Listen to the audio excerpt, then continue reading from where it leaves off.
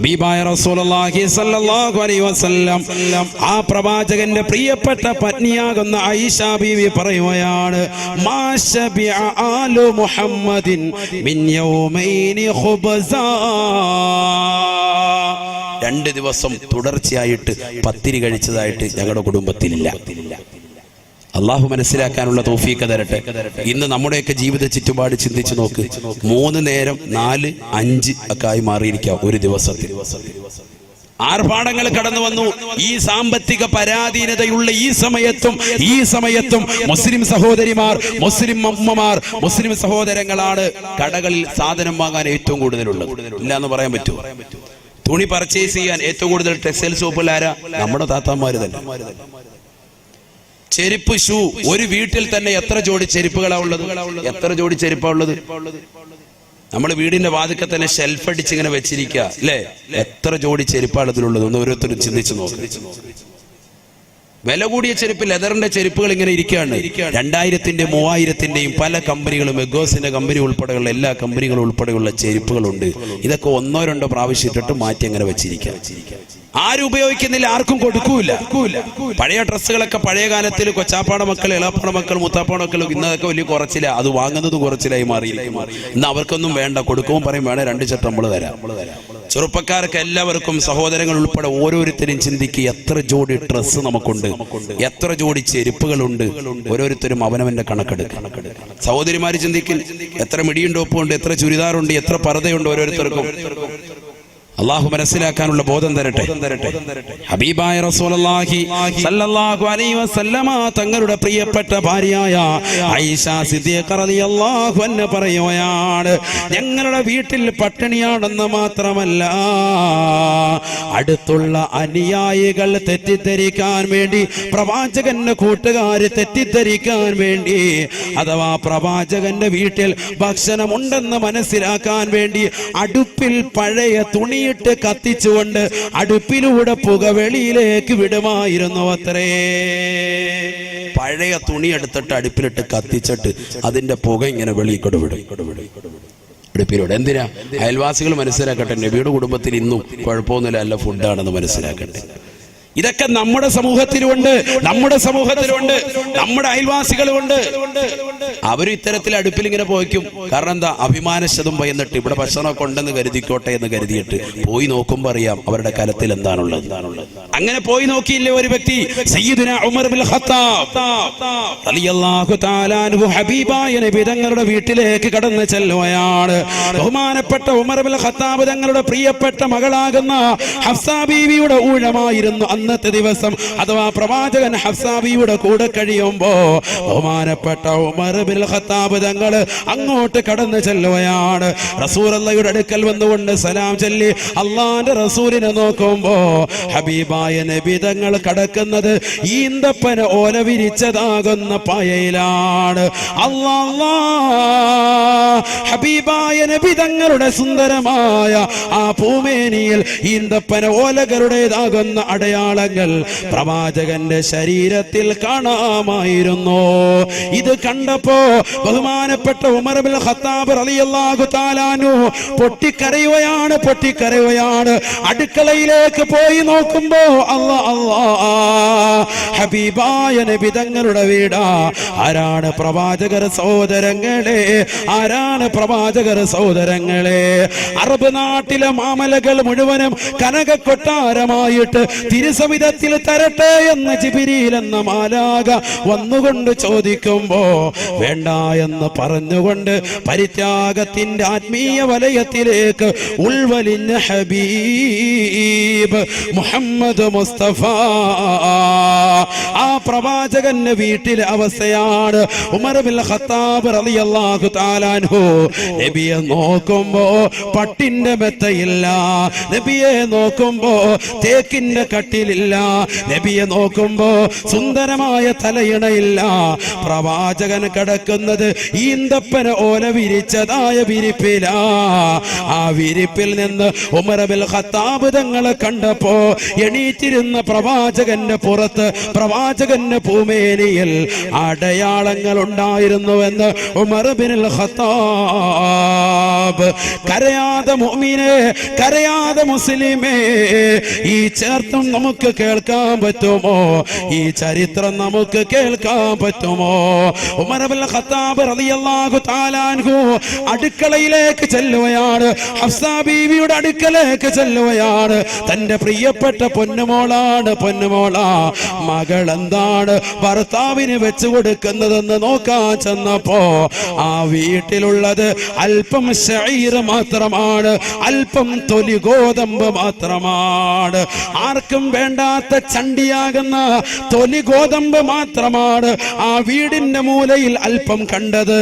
അത് കണ്ടപ്പോ ഉമർ ഇബ്നുൽ ഖത്താബ് തങ്ങൾക്ക് സഹിച്ചില്ല. ഫബകാ ബുകാഅൻ ശദീദാ. അതിശക്തമായ രീതിയിൽ പൊട്ടിക്കരഞ്ഞുകൊണ്ട് വിലപിച്ചുകൊണ്ട് പ്രവാചകന്റെ അടുക്കലേക്ക് കടന്നു വന്നുകൊണ്ട് ഉമർ ഇബ്നുൽ ഖത്താബ് തങ്ങൾ ചോദിച്ചു പോയി, യാ റസൂലല്ലാഹ്, യാ റസൂലല്ലാഹ്, ഫിദാക അബീ വ ഉമ്മീ, ഫിദാക അബീ വ ഉമ്മീ. എന്റെ വാപ്പയും എന്റെ ഉമ്മയും എന്റെ മാതാപിതാക്കളും അവിടുത്തേക്ക് ദണ്ഡം നബിയേ. കിസ്റാ വ കൈസറു യനാമാനി അലാ ഫിറാശി ഹരീർ വ അൻത റസൂലുള്ളാഹ്. കിസ്റയുടെയും കൈസറിന്റെയും അധികാരങ്ങളിൽ ഏറിയിരിക്കുന്നതാകുന്ന ക്രൈസ്തവർ നേതാക്കൾ അവർ അതിസുന്ദരമാകുന്ന രീതിയിലാണല്ലോ അവരുടെ ജീവിതത്തെ കൊണ്ടുപോകുന്നത്. അവർ പട്ടുമെത്തയിൽ ഉല്ലസിക്കുകയാണല്ലോ. അവിശ്വാസികളാകുന്ന കിസ്റയുടെയും കൈസറിന്റെയും രാജാക്കന്മാർ അതിസുന്ദരമാകുന്ന രീതിയിൽ ജീവിക്കുമ്പോ ലൗലാക ലൗലാക ലമാ ഖലഖതുൽ അഫ്ലാക്, അവിടുന്ന് ഇല്ലായിരുന്നുവെങ്കിൽ, അവിടുത്തെ പടക്കാൻ നിയത്താക്കിയിരുന്നില്ല എങ്കിൽ ഈ ഉലകം തന്നെ പടക്കൂല എന്ന് അള്ളാഹു പ്രഖ്യാപിച്ച നബിയേ, അവിടുന്ന് ഈ പട്ടുമെത്തയിലല്ലോ, ഈ ഈന്തപ്പന ഓലയിലല്ലയോ കിടക്കുന്നത്. ഇതെനിക്ക് സഹിക്കുന്നില്ല എന്ന് ഉമർ ഇബ്നുൽ ഖത്താബ് തങ്ങളെന്ന പ്രവാചക പ്രേമി പറഞ്ഞു പോയപ്പോ ഹബീബായ നബി തങ്ങൾ ഉമർ ഇബ്നുൽ ഖത്താബ് തങ്ങളെ ചേർത്ത് പിടിച്ചുകൊണ്ട് പൊട്ടിക്കരയുന്ന ഉമറിന്റെ കാതിനോട് പറയുകയാ, ഉലൈക ഖൗമുൻ ഉജ്ജിലത് ലഹും സവാബുദ് ദുനിയാ വലനൽ ആഖിറ വലനൽ ആഖിറ. എന്റെ മുന്നിലിരിക്കുന്ന അഴീക്കോടുള്ള എത്രയെത്ര ഉമ്മമാർക്ക് ഇതുപോലെ കഥകൾ പറയാനുണ്ടാവും. ഉസ്താദേ, വീട്ടിൽ പട്ടിണിയാണ്, പട്ടിണിയാണ്, ദാരിദ്ര്യമാണ്, ദാരിദ്ര്യമാണ്, പ്രയാസമാണ്, പ്രയാസമാണ്, ദുഃഖമാണ്, ദുഃഖമാണ്, വിരഹമാണ്, നൊമ്പരമാണ്.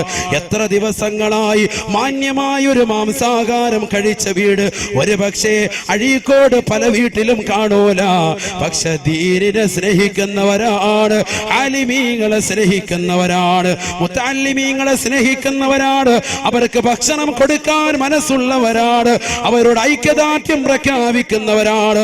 പാവപ്പെട്ടതാകുന്ന മാലിക് ബിൻ ദീനാർ ട്രസ്റ്റിൻ്റെതാകുന്ന യുവാക്കൾക്ക് പിന്തുണയായി മനസ്സുകൊണ്ട് ശരീരം കൊണ്ട് സാമ്പത്തികമായി നിലനിൽക്കുന്നതാകുന്ന ജനങ്ങളെ, എന്റെ പ്രിയപ്പെട്ട ഉമ്മമാരെ, പഠിക്കണേ, പഠിക്കണേ. ഹബീബായ നബി തങ്ങളുടെ വീട്ടിലുള്ള പട്ടിണിയാണ്, പ്രവാചകന്റെ വീട്ടിലെ നൊമ്പരമാ. ഉമർ ഇബ്നുൽ ഖത്താബ് തങ്ങളോട് നബി തങ്ങൾ പറഞ്ഞു പോയി, ഉമറേ, ഉമറേ, ഉലൈക ഖൗമുൻ ഉജ്ജിലത് ലഹും സവാബുദ് ദുനിയാ. ഭൗതികമാകുന്ന ജീവിതത്തിന്റെ ആഡംബര തുന്തലത്തിൽ അവർക്ക് അല്ലാഹു സുബ്ഹാനഹു വ തആല കൊടുത്തുപോയി ഉമറേ. അവർക്ക് ആഖിറമില്ല ഉമറേ. കിസ്റയുടെയും കൈസറിന്റെയും അധികാരങ്ങൾ ഏറിയിരിക്കുന്നവർക്ക് ആഖിറമില്ല ഉമറേ. വലനൽ ആഖിറ വലനൽ ആഖിറ.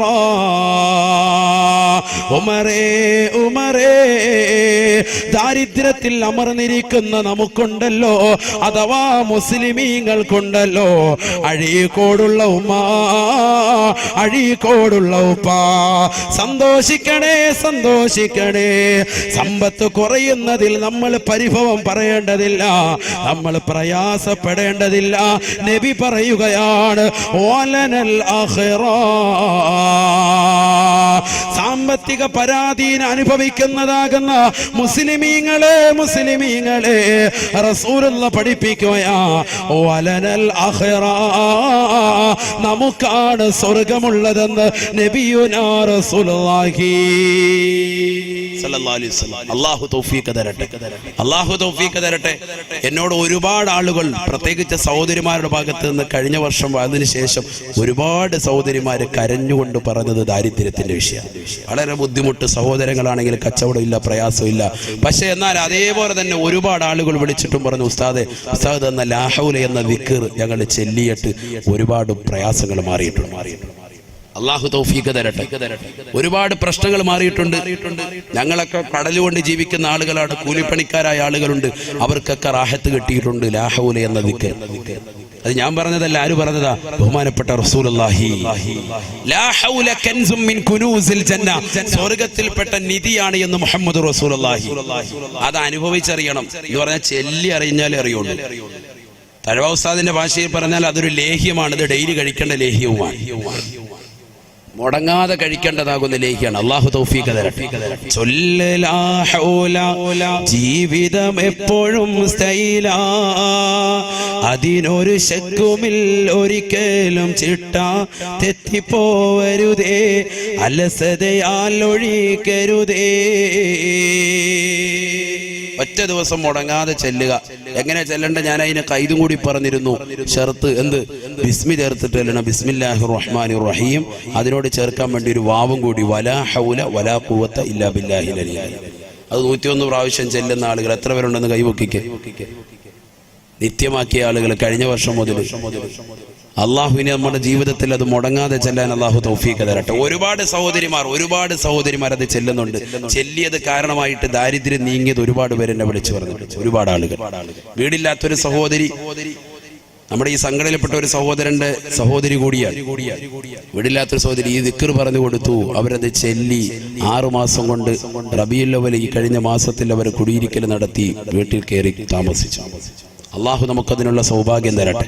വീടില്ലാത്ത ഒരുപാട് ആളുകളുണ്ട്. അള്ളാഹു നമുക്ക് ഹൈറായ വീട് നൽകി അനുഗ്രഹിക്കട്ടെ. പക്ഷെ നമ്മുടെ ജീവിതത്തിൽ കുറച്ച് ചിട്ടകൾ കൊണ്ടുവരണം. കുറച്ച് ചിട്ടകൾ കൊണ്ടുവന്നേ പറ്റൂ. അലസമായിട്ടുള്ള ജീവിതം പോരാ. കടന്നങ്ങ് ഉറങ്ങുക. സുബഹിക്ക് ശേഷം അങ്ങനെ കടന്നുറങ്ങുകയാണ്. ഒരു ബോധമില്ല, സുബഹി നമസ്കാരം പോലും ഇല്ല.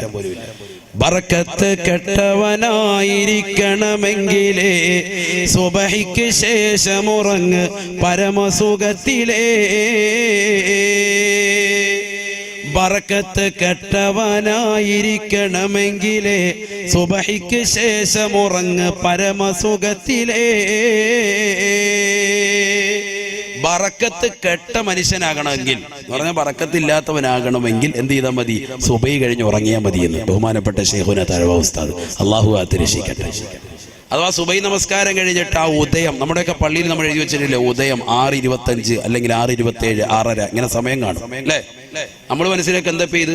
ഈ ഉദയം മനസ്സിലാക്കിയിട്ട് പലരും എന്താ വല്ല യാത്രയ്ക്ക് പോകുന്നുണ്ടോ? ഈ ഉദയം എഴുതാൻ കാരണം അതുവരെ സുബഹി നമസ്കാരം കഴിഞ്ഞിട്ട് അതുവരെ ഇരുന്നു കൊണ്ട് ദിക്ർ ചെല്ലുന്നവർക്ക് വലിയ ശ്രേഷ്ഠതയാണ്, വലിയ പവിത്രതയാണ്. അള്ളാഹു തൗഫീഖ് തരട്ടെ. നമ്മുടെ ദിക്റും ഔറാദും ഒക്കെ ആ സമയത്തൊക്കെ കൊണ്ട് വെച്ചാൽ വലിയ മഹത്വമാണ്. അള്ളാഹു തൗഫീഖ് തരട്ടെ. യാസീൻ സൂറത്ത് ഓതാം, ഇദാ വഖഅത്ത് സൂറത്ത് ഓതാം, അർ-റഹ്മാൻ ഓതാം, തബാറക സൂറത്ത് ഓതാം. സബഉൽ മുൻജിയാത്ത് എന്നറിയപ്പെടുന്ന രക്ഷയുടെ കവാടങ്ങളാകുന്ന സൂക്തങ്ങളെ പഠിപ്പിച്ചിട്ടുണ്ട് പ്രവാചകൻ. ആ സൂറത്തുകൾ ഓതാം. ആ സമയത്ത് ഓതി കഴിഞ്ഞാൽ പെട്ടെന്ന് ആ സമയം കഴിഞ്ഞു. അരമണിക്കൂർ 3/4 മണിക്കൂർ ഉണ്ടാവുള്ളൂ. ഈ ഉദയ സമയം വരെ ഉറങ്ങാൻ പാടില്ല. സുബഹി നമസ്കരിച്ചിട്ട് ഉദയ സമയം വരെ ഉറങ്ങാൻ പാടില്ല. ഒരാൾക്ക് ക്ഷീണമുണ്ട്, യാത്രയിൽ ക്ഷീണമാണ്, അദ്ദേഹം ആ സമയത്തിന് ശേഷം ഉറങ്ങലാണ് നല്ലത്. നിത്യേന ഡെയിലി ഒരാൾ സുബഹി കഴിഞ്ഞ് അങ്ങനെ ഉറക്കം ശീലിച്ചാൽ ബറക്കത്തവന്റെ ജീവിതത്തിൽ ഉണ്ടാവൂല. അല്ലാഹു കാത്തിരക്ഷിക്കുമാറാവട്ടെ. ഞാനിത് പറയാനുള്ള കാരണം ഇന്ന് മുസ്ലിം സഹോദര സഹോദരിമാരിൽ ഏറ്റവും കൂടുതൽ അപകടം പെടുന്നിരിക്കുന്ന ഈ വിഷയത്തിലാണ്. സുബൈ കഴിഞ്ഞിട്ട് ഈ സമയത്തുള്ള ഉറക്കം, പ്രത്യേകിച്ച് സഹോദരങ്ങൾ ചെറുപ്പക്കാരായ ആളുകൾ മടിയന്മാരാകുന്നത്, അലസന്മാരാകുന്നത്, ജോലി ഇല്ലാതാകുന്നത്, കച്ചവടമില്ലാതാകുന്നതിന്റെ ഒക്കെ മർമ്മപ്രധാന കാരണം എന്താ? സുബൈ കഴിഞ്ഞ ഉടനെയുള്ള ഉറക്കാണ്. അത് മാറ്റണം. അള്ളാഹു തൗഫീഖ് തരട്ടെ. അള്ളാഹു തൗഫീഖ് തരട്ടെ. രാവിലെ വ്യായാമത്തിന് നീ പള്ളിയിലേക്ക് അങ്ങോട്ട് പോകും, സുബൈ നിസ്കരിക്കാൻ പള്ളിയിൽ പോ. സുബൈ നമസ്കാരം കഴിഞ്ഞിട്ട് അവിടെ ഇരുന്നിട്ട് അരമണിക്കൂർ ഖുർആൻ ഓതാൻ അറിയില്ലെങ്കിൽ തസ്ബീഹ് എടുത്ത് ദിക്ർ ചൊല്ല്. ഇനി ഒന്നും വേണ്ട, അവിടുന്ന് ഇറങ്ങി തിരിച്ച് വീട്ടിലേക്കുള്ള നടത്തത്തിൽ അല്ലെങ്കിൽ കവലയിലേക്കുള്ള നടത്തത്തിൽ 10 ദിക്ർ ചൊല്ല്. ആ ഉദയത്തിന്റെ സമയം കഴിഞ്ഞിട്ടേ ക്ഷീണമുള്ള ആളുകൾ അല്പം കടക്കാവുള്ളൂ, അല്ലാതെ കടക്കാൻ പാടില്ല. അള്ളാഹു തൗഫീഖ് തരട്ടെ. കാരണം ഇത് ഫിത്നയുടെ കാലഘട്ടമാണ്. ഇത് ഫിത്നയുടെ കാലഘട്ടമാണ്. നബിയുനാ റസൂലുള്ളാഹി സ്വല്ലല്ലാഹു അലൈഹി വസല്ലം അല്ലാഹുവിന്റെ റസൂൽ ഓർമ്മപ്പെടുത്തിയില്ലയോ? സയഅതി അലന്നാസി സമാൻ ഫിത്നത്തുൽ ലറാ ബഅദ ഫിത്നത്തിൻ സറാ. ഒരു കാലഘട്ടം എന്റെ പ്രിയപ്പെട്ട സമുദായത്തിന് കടന്നു വരാനുണ്ട് സാബ. ആ കാലഘട്ടത്തിൽ ഫിത്നയാണ് ഉണ്ടാവുക. എങ്ങനത്തെ ഫിത്നയെന്നറിയുമോ? ഫിത്നത്തുൽ ലറാ ബഅദ ഫിത്നത്തിൻ സറാ. സുഭിക്ഷതയുടെ കാലഘട്ടം കൊണ്ടുള്ള ഫിത്നയ്ക്ക് ശേഷമാണ് പ്രയാസങ്ങൾ അനുഭവിക്കുന്ന, സാമ്പത്തിക പരാധീനതകൾ അനുഭവിക്കുന്ന, കഷ്ടപ്പാടുകൾ ഉണ്ടാവുന്ന ഒരു കാലഘട്ടം അവർക്ക് കടന്നു വരുമെന്ന് നബിയുനാ റസൂലുള്ളാഹി സല്ലല്ലാഹു അലൈഹി വസല്ലം. ആ കാലഘട്ടം അല്ലേ ഇത് എന്ന് ചിന്തിക്കേണ്ടിയിരിക്കും. നിങ്ങൾ നല്ലതുപോലെ ശ്രദ്ധിക്കുക. ആ കാലഘട്ടം അല്ലേ എന്ന് ചിന്തിക്കേണ്ടിയിരിക്കും. ഫിത്നത്തുൽ ലറാ. എന്നാൽ ഹബീബായ റസൂലുള്ളാഹി സല്ലല്ലാഹു അലൈഹി വസല്ലമ തങ്ങൾ പറഞ്ഞു, ഈ ഫിത്നത്തുൽ ലറാ എന്ന സംഗതി എല്ലാവർക്കും പിടികൂടുന്ന സംഗതിയാണ്. എന്ന് പറഞ്ഞാൽ മുസ്ലിമീങ്ങൾക്ക് മാത്രമല്ല, അമുസ്ലിമീങ്ങൾക്കും പിടിപെടും. അതുകൊണ്ടാണല്ലോ ഇപ്പൊ നോട്ട് നിരോധിച്ചിട്ട് ഇപ്പൊ ആർക്കാ ഏറ്റവും കൂടുതൽ കുഴപ്പം? എല്ലാവർക്കും പെട്ടു, എല്ലാരും ബുദ്ധിമുട്ടി അല്ലേ? മുസ്ലിമീങ്ങൾ മാത്രമല്ല, ഇതര സമുദായത്തിലേതാകുന്ന പാവപ്പെട്ട സഹോദരങ്ങളൊക്കെ അതിൽ ബുദ്ധിമുട്ട് അനുഭവിക്കുന്നുണ്ട്. ഫിത്നത്തുൽ ലറാ എല്ലാരെയും പ്രയാസപ്പെടുത്തുന്നുണ്ട്.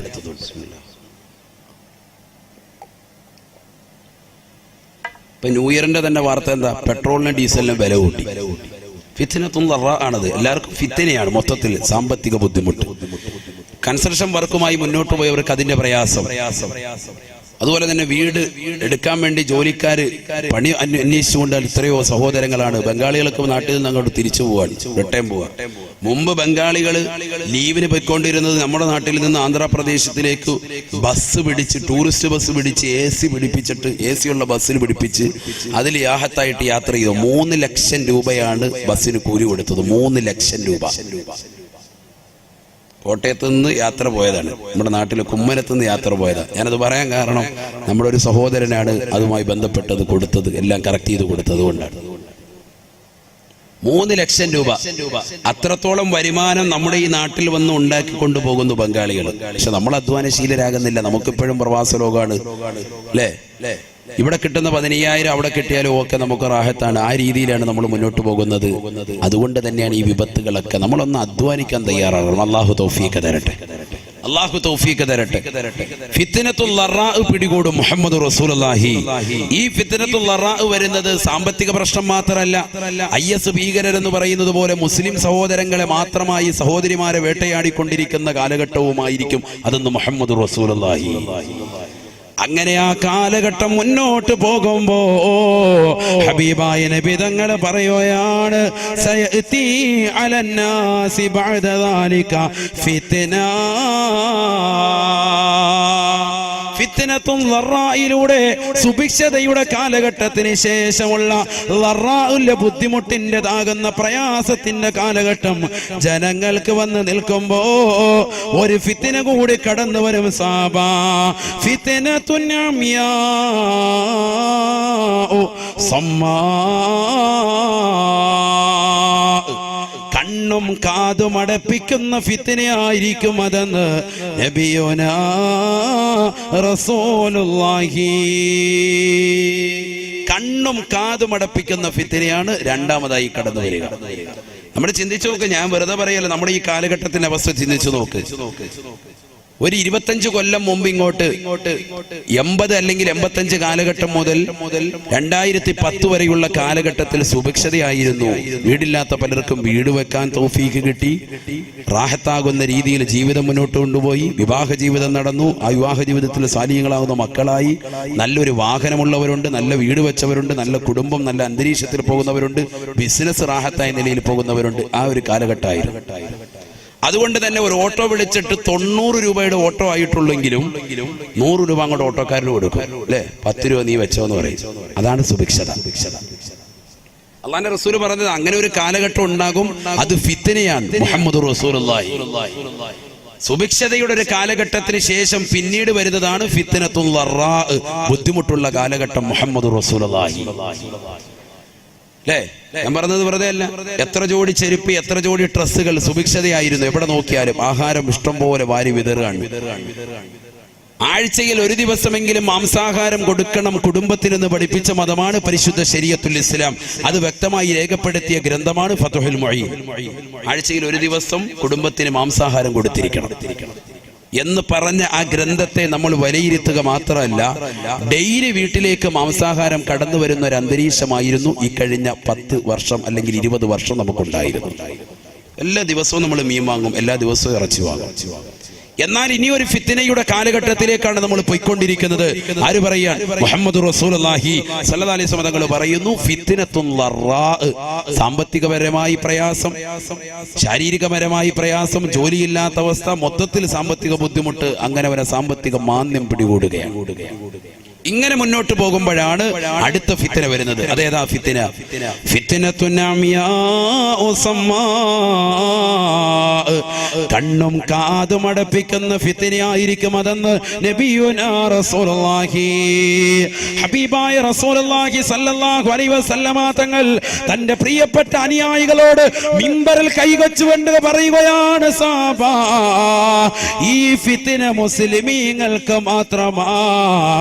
ഫിത്നത്തുൽ ളറാ അഥവാ സാമ്പത്തിക പ്രശ്നങ്ങൾ ലോകർക്ക് മുഴുവനും ഉണ്ടാവുമെങ്കിൽ ഫിത്നത്തുൻ അമിയാ ഉസമ്മാ, കണ്ണും കാതും അടപ്പിക്കുന്ന ഫിത്ന മുസ്ലിമീങ്ങൾക്ക് മാത്രമായിരിക്കും ഉണ്ടാവുക എന്ന് നബിയുനാ റസൂലുള്ളാഹി.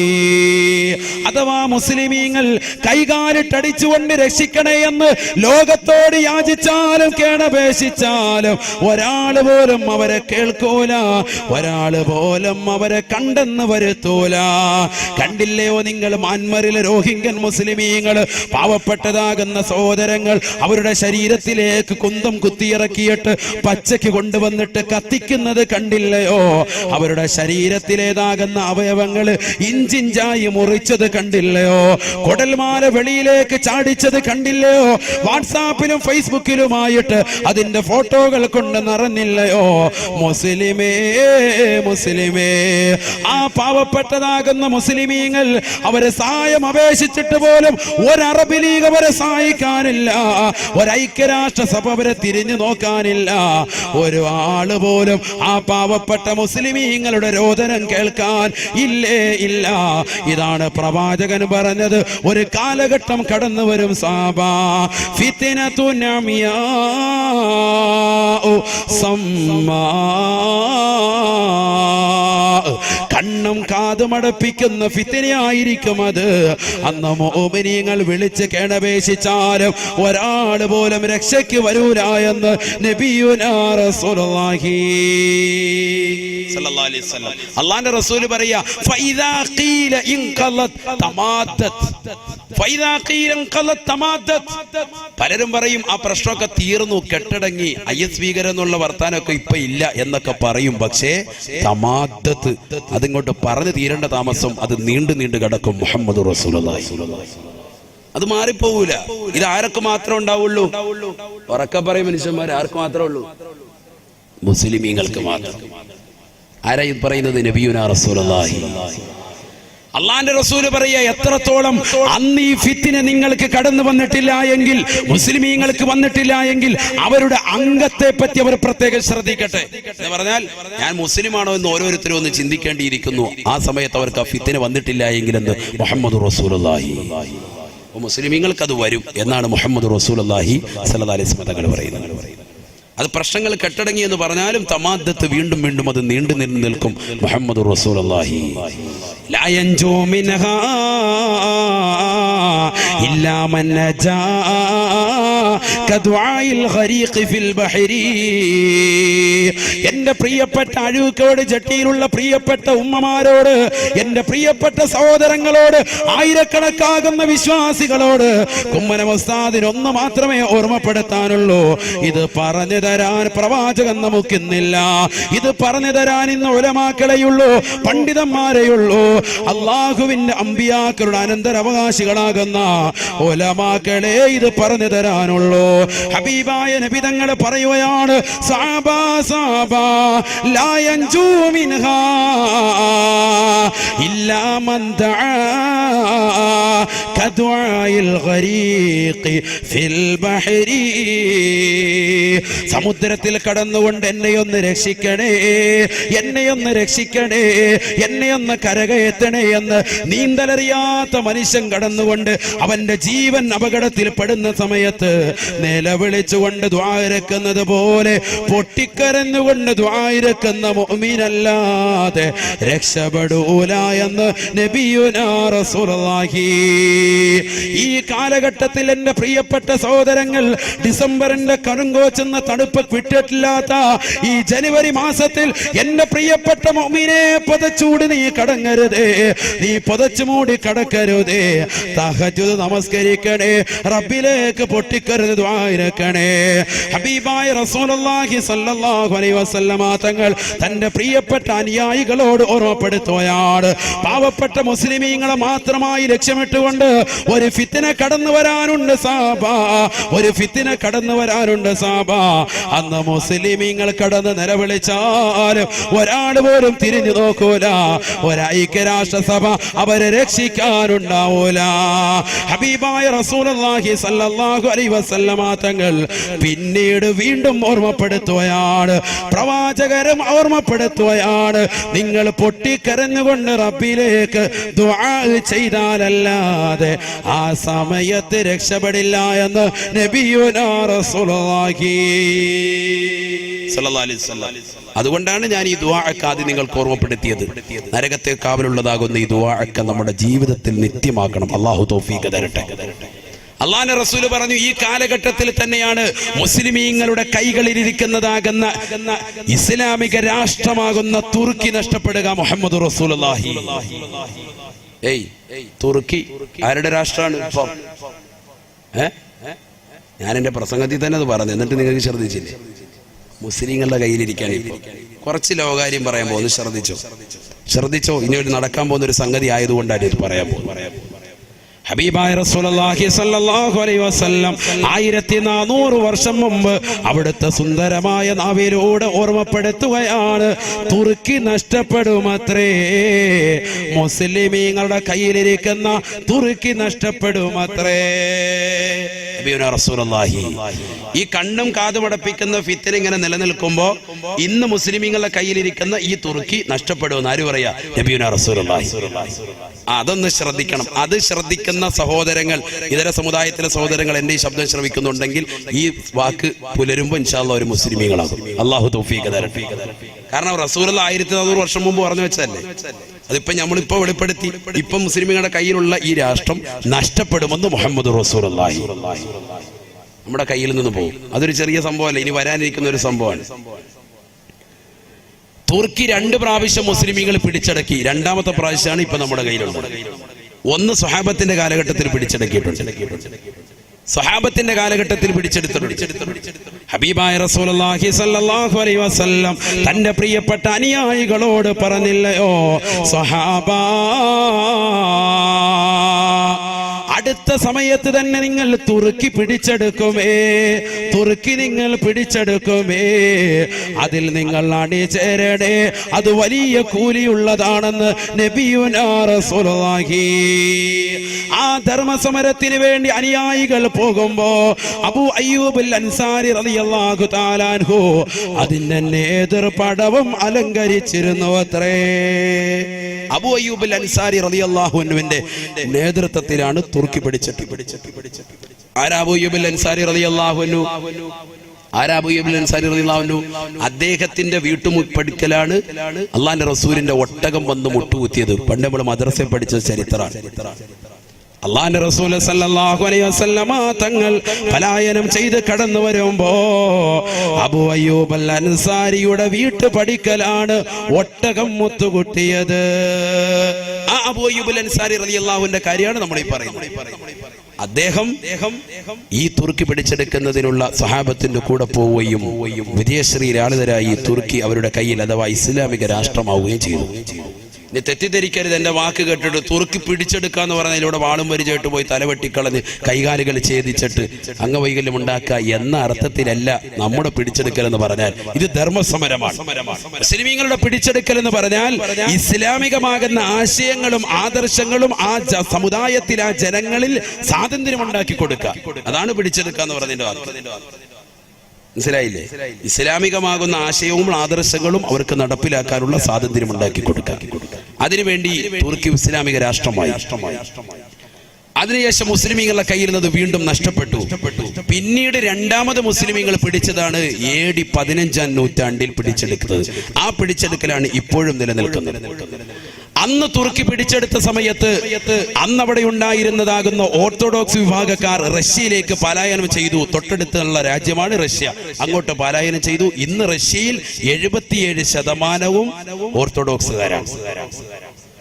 റഷ്യൻ നേവി ബേസ് 6 ഭാഗങ്ങളിലായിട്ട് 6 നേവി ബേസ് ഇപ്പോൾ തന്നെ റഷ്യയുടെ ഭാഗങ്ങളിൽ അഥവാ തുർക്കിയുടെ അറ്റത്തായിട്ട് അവർ ഇപ്പോൾ തന്നെ താവളം അടിച്ചിട്ടുണ്ട്. ലേറ്റസ്റ്റ് ന്യൂസ് ആണ് ഇപ്പോൾ ഈ പറഞ്ഞത്. അഥവാ ഏത് നിമിഷവും തുർക്കി പിടിച്ചെടുക്കാം. ആര് പിടിച്ചെടുക്കും? റഷ്യ പിടിച്ചെടുക്കും. ഇത് നബി സല്ലല്ലാഹു അലൈഹി വസല്ലം തങ്ങൾ പറഞ്ഞ റഷ്യ തന്നെ പിടിച്ചെടുക്കും. നബി സല്ലല്ലാഹു അലൈഹി വസല്ലം തങ്ങൾ പറഞ്ഞു. അള്ളാഹു മനസ്സിലാക്കാൻ തൗഫീഖ് തരട്ടെ. അള്ളാന്റെ റസൂൽ പ്രവചിച്ച വചനങ്ങളാണ് ഞാൻ ഈ പറയുന്നത്. നിങ്ങൾ ശ്രദ്ധിക്കണം. ഇനി നടക്കാൻ പോകുന്ന സംഭവം. എന്തെങ്കിലും ഒരു ദിവസം പത്രം എടുത്ത് നോക്കിയിട്ട് യുദ്ധം തുടങ്ങാണ്, റഷ്യയും തുർക്കിയും തമ്മിൽ യുദ്ധം. അപ്പൊ നിങ്ങൾ മനസ്സിലായി ഉസ്താദ് പറഞ്ഞ സംഭവം എത്തിയിട്ടുണ്ട്, നിങ്ങൾക്ക് തിരിയും. ആരാ ഇത് പറഞ്ഞിരിക്കുന്നത്? മുഹമ്മദ് റസൂലുള്ളാഹി. ഇത് വന്നതിന് ശേഷം പിന്നെ ആയത്ത് ദിവസവും കാര്യമില്ലല്ലോ. അതുകൊണ്ടാണ് ഇത് ആദ്യം കൊണ്ട് ഓർമ്മപ്പെടുത്തുന്നത്.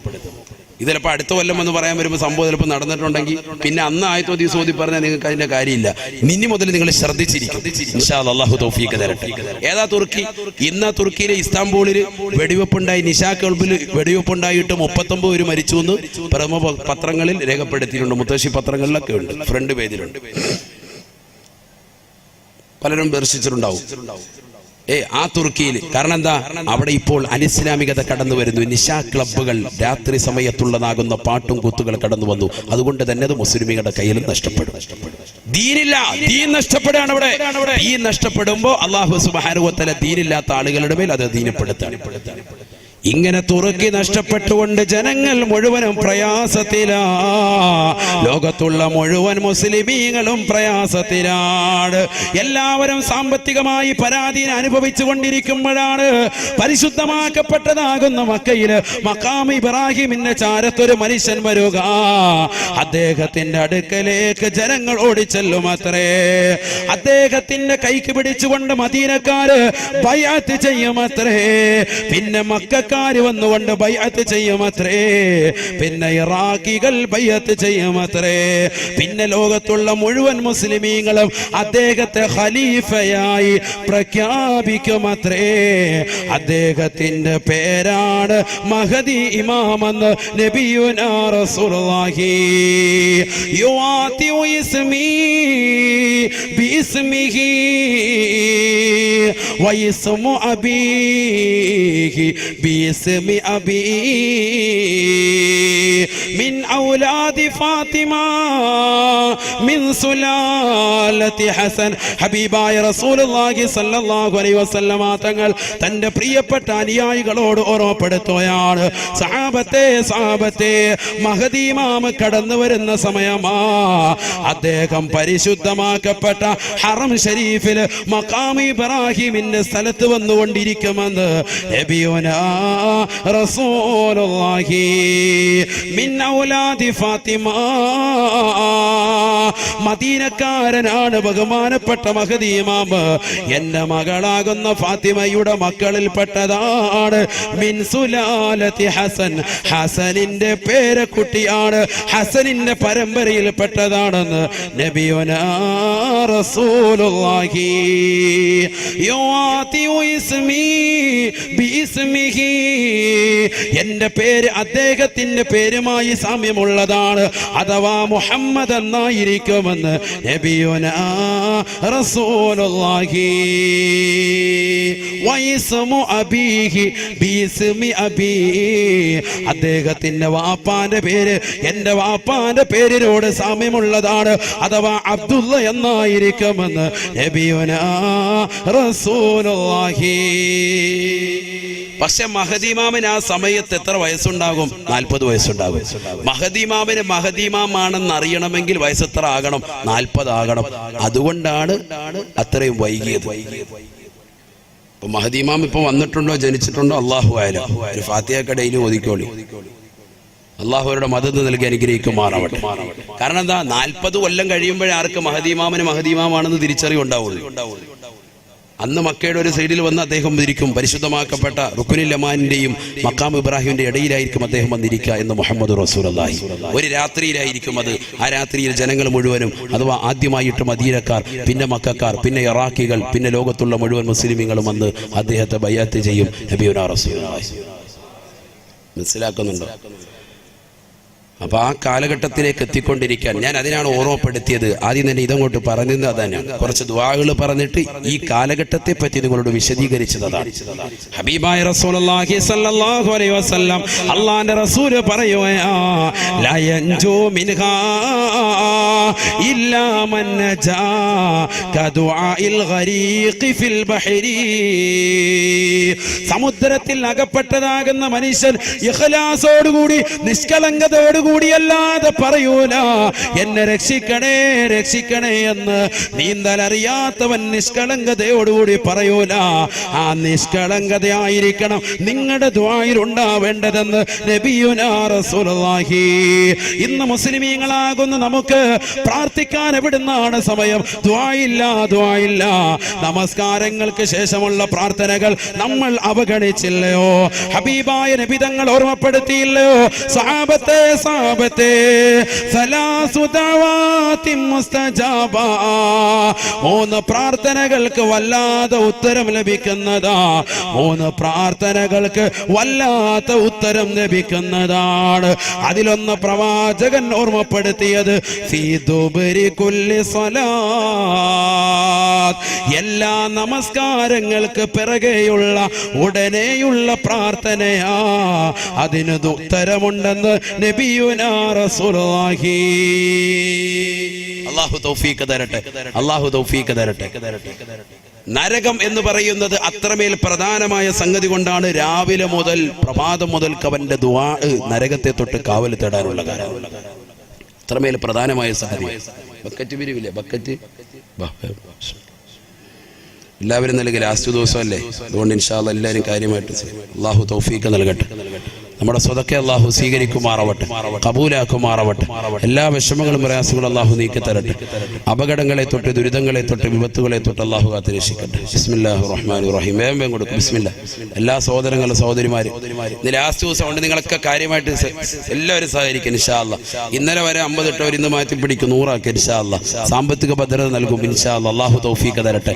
അതിനുള്ള ദിക്ർ ഞാൻ നിങ്ങൾക്ക് നൽകിയിട്ടുണ്ട്. ലാ ഹൗല, അത് എത്ര ചെല്ലാവോ അത്രയും നിങ്ങൾ വർദ്ധിപ്പിക്കുക. അല്ലാഹു നമുക്ക് എല്ലാ വിഷമങ്ങളും പ്രയാസങ്ങളും അല്ലാഹു നീക്കി തരട്ടെ. ഇൻഷാ അല്ലാഹ് എല്ലാവരും കാര്യമായി സഹകരിക്കും. നരക അത്രമേൽ പ്രധാനമായ സംഗതി ആയതുകൊണ്ടാണ് അതിനെ ഇത്രത്തോളം ദുആകൾ ഉലമാക്കൾ രേഖപ്പെടുത്തിയിട്ടുള്ളത്. പരിശുദ്ധ തിരുനബി മുഹമ്മദ് റസൂലുള്ളാഹി സ്വല്ലല്ലാഹി അലൈഹി വസല്ലം തങ്ങൾ പഠിപ്പിച്ചിട്ടുണ്ട്.